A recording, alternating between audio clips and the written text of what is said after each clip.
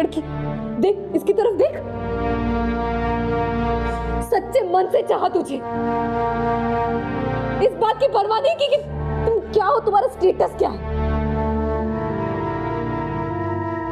एक बार भी सोचा क्या होगा जब पंची को सच का पता चलेगा।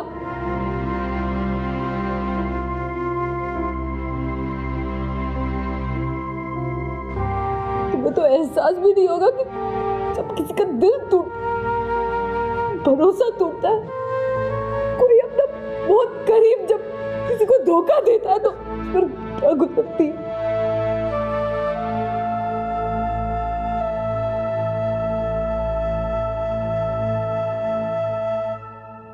तुम्हें एहसास है कि जब किसी लड़की के साथ ऐसा होता है, किसी पर भरोसा करना मुश्किल हो जाता है उसके लिए।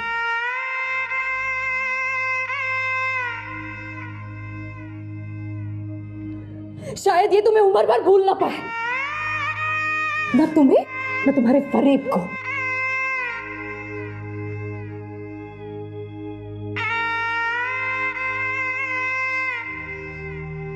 मैं ही बेवकूफ थी, मेरी असली सूरत देख नहीं पाई।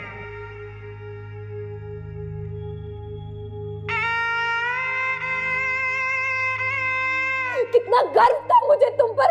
जसवंत जी से जाकर खुद मैंने यकीन दिलाया था उनको कि पंची के लिए संदीप से बेहतर और कोई नहीं। सब झूठ था, झूठी थी मैं। इसकी जिम्मेदार तुम।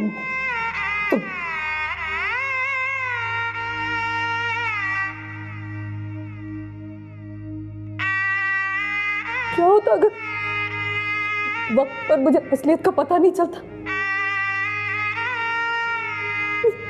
मासूम की तो जिंदगी बर्बाद हो जाती ना।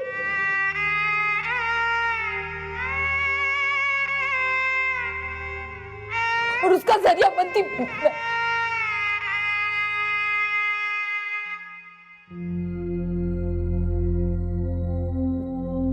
प्लीज अंकल, मुझे माफ कर दीजिए।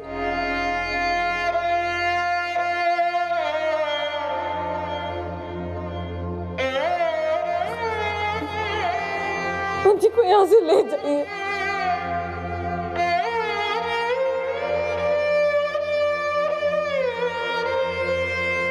ये लड़का जो गलती से मेरा भाई है, मासूम के प्यार के काबिल बिल्कुल नहीं। ले जाइए पंची को प्लीज। पंची मुझे माफ कर दो। खुद को दोष मत दो।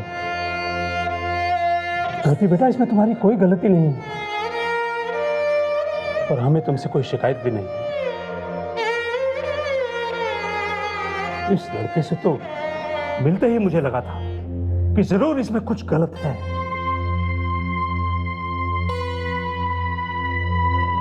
कुछ छुपा रहा है हमसे, और यही बात मैंने अपनी बेटी को भी बताई थी,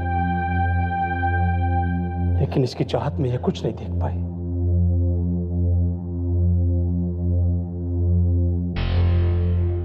मैं भी कन्विंस नहीं था बेटा कि जब तुम मेरे घर आई और मुझसे बात की तो मैं बहुत इंप्रेस हो गया और सोचा कि जिस घर और माहौल में तुम्हारी परवरिश हुई है, बाकी सब लोग भी वैसे ही होंगे।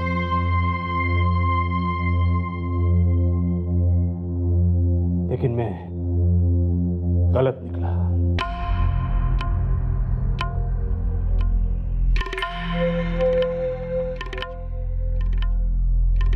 भूल गया था मैं कि आम के बाग में धतूरे का फल भी उगता है।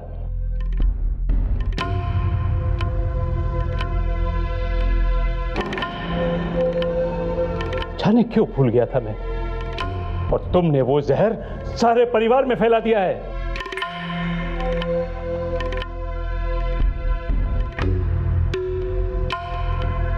कमाल, खून के रिश्ते को भी नहीं बख्शा तुमने।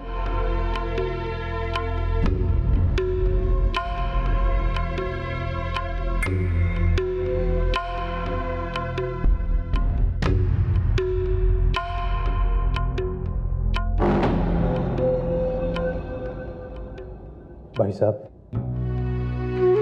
मेरा अभी तक इस घर से कोई रिश्ता नहीं बना, ना ही मेरी बेटी का। एक बार के लिए तो मैं पंची को समझा लूंगा, लेकिन फिक्र तो मुझे आप सबकी हो रही है,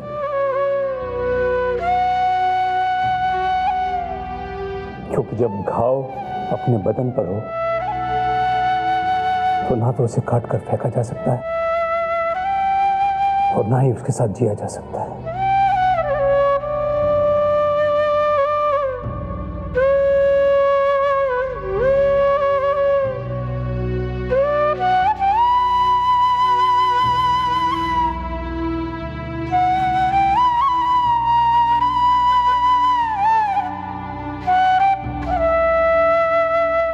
जिंदगी का पहला सपना देखा, वो भी तुम्हारी छोटी आंखों से। पर संदीप, मैं ये ना देख पाई कि तुम मुझसे नहीं बल्कि एक अमीर आदमी की लड़की से शादी करना चाहते हो।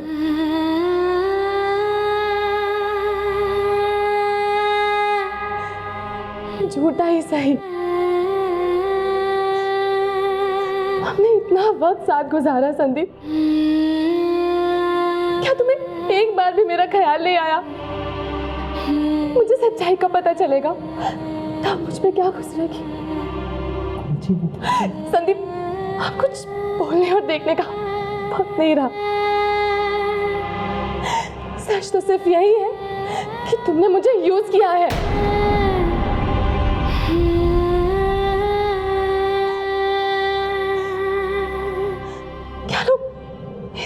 कहते हैं,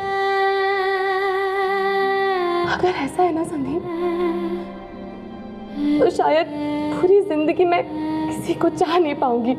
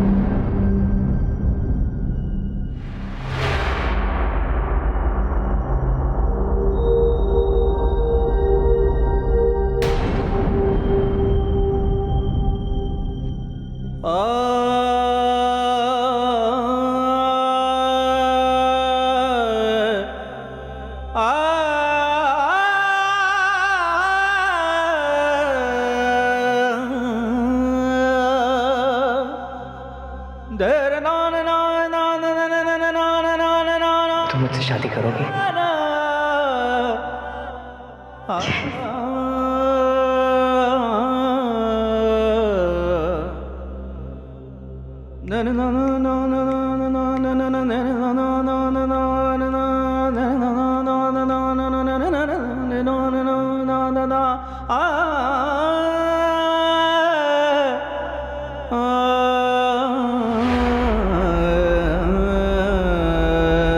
हर बात का जवाब था ना तेरे पास, अब बोल,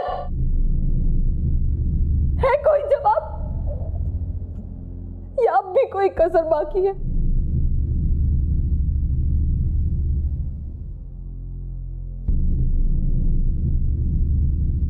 ये क्या जवाब देगा ज्योति? अभी आप सबको कुछ और भी जानना बाकी रह गया है। संदीप, अंकल के ट्रांसलेशन के पैसे कहाँ हैं जो तुम पब्लिशर से लेकर आए थे?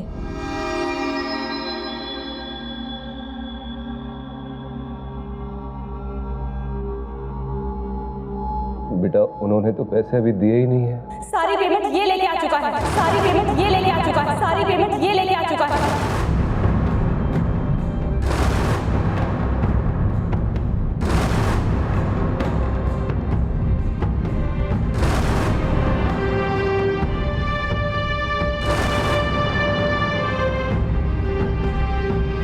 अंकल, मैं आज पब्लिशर के पास गई थी आपके पैसे लेने। वहां जाकर उसकी इस कहानी का पता चला।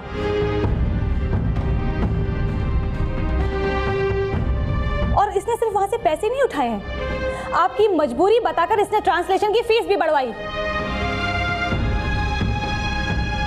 और यहां तक कि एक बार ये कहकर कि घर में बहुत प्रॉब्लम है, इसने उनसे एडवांस में पैसे भी लिए, लेकिन दोबारा काम लेने वापस नहीं गया।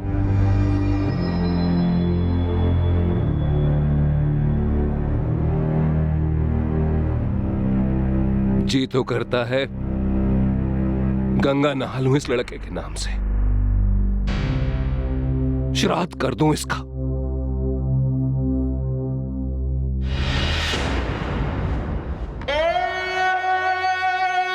यह है हमारे वंश का चिराग। पद्मा, इसकी रोटी में ज्यादा घी चुपड़ती थी ना तुम? बादाम खिलाती थी ना इसे? बड़ी उम्मीद से कहती थी ना कि बेटा ही है जो हमें संभालेगा। देख लो तुम्हारे लाडले ने कैसे संभाला है तुम्हारे घर को और हमारे बुढ़ापे को।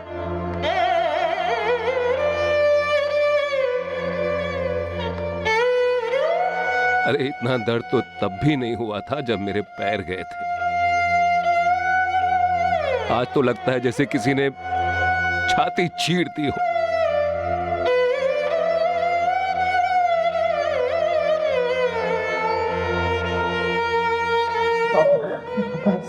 दूर हो जा मेरी नजरों से। बाबा नहीं बाबा, कम से कम आप तो ऐसा मत कहो बाबा। मैं आप सबसे बहुत प्यार करता हूँ, मैं आप सबका ध्यान रखना चाहता हूँ बाबा। बाबा एक मौका दे दो बाबा, मैं आगे से कुछ नहीं करूंगा। एक बार बाबा, बाबा एक बार बाबा, मैं आगे से कुछ नहीं करूंगा, प्रॉमिस बाबा, मैं कुछ नहीं करूंगा बाबा। तेरे जैसे बेटे की जगह एक और बेटी हो जाती ना, मैं ज्यादा खुश होता। निकल जाए बाबा, बाबा।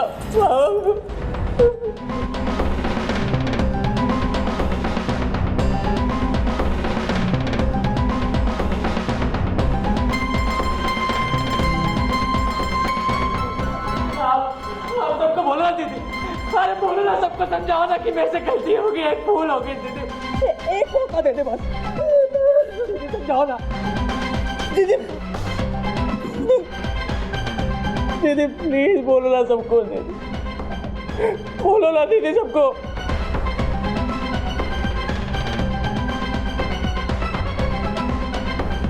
माँ माँ माँ, तो मामा को बोलना माँ।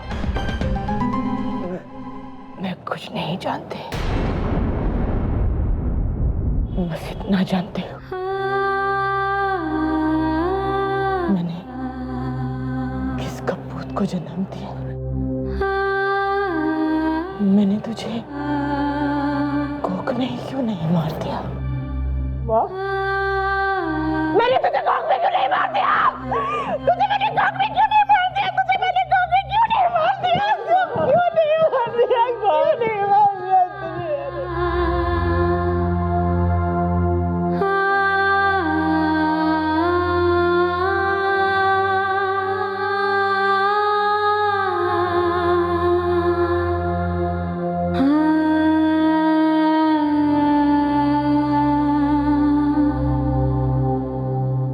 अरे कैसा संताप दिया अरे तूने सबको इस घर में, ऐसा दुख दिया अपने माँ बाप को, थारे को तो भगवान भी माफ नहीं करेगा, देख लेना तू।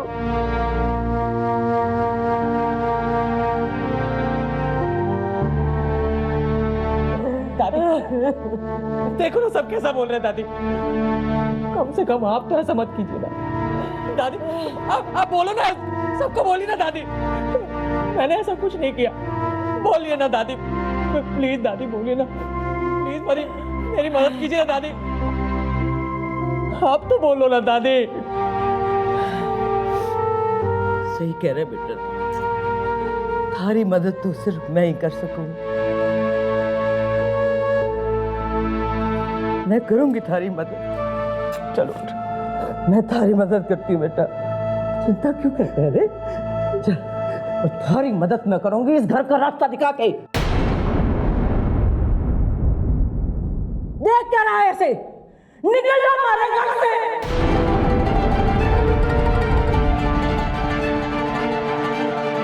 और जरा सी भी शर्म हो ना बेटा, तो कुछ बन कर आई हो इस घर में, वरना आने की जरूरत नहीं है। ये दरवाजे थारे को हमेशा के लिए बंद मिलेंगे तब। निकल जा।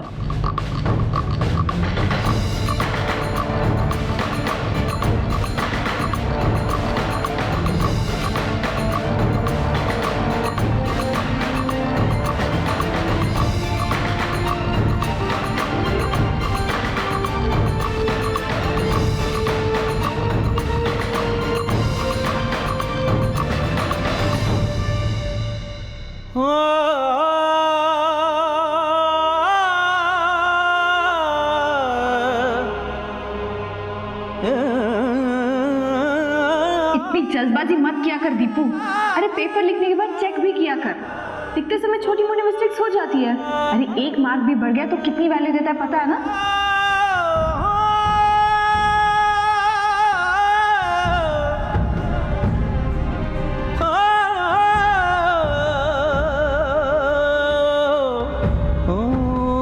अरे मारा बेटा पढ़ रहा है। शाबाश बेटा, खूब पढ़, बहुत बड़ा अफसर बनना। गाड़ी में बैठ के आया करना मारे को घुमाने के लिए।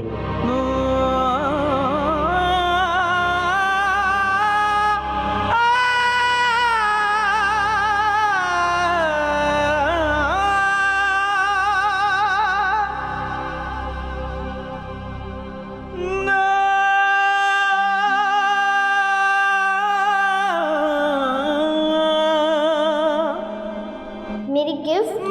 मैं कोई गिफ्ट नहीं लाया। जब भी मैं बड़ा होकर पापा के जैसे कमाऊंगा तो मुझसे गिफ्ट मांगना। बच्चा, ये देखा जा मेरा बच्चा। पद्मा, मुझे पूरा यकीन है कि दीपू एक दिन हमारा नाम रोशन करेगा और उस दिन हमें दीपू पर नाज हो।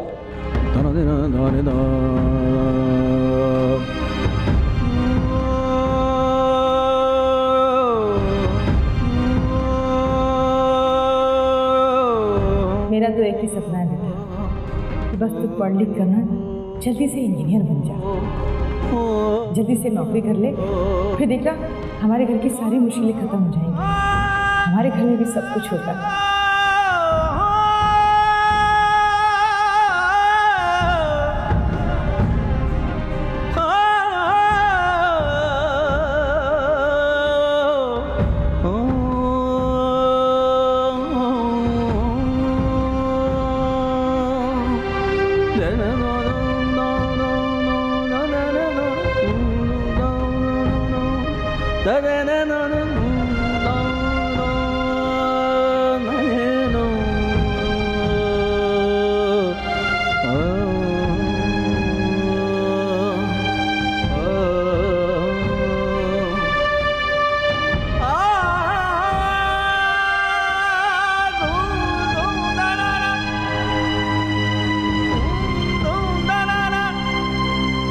अगले एपिसोड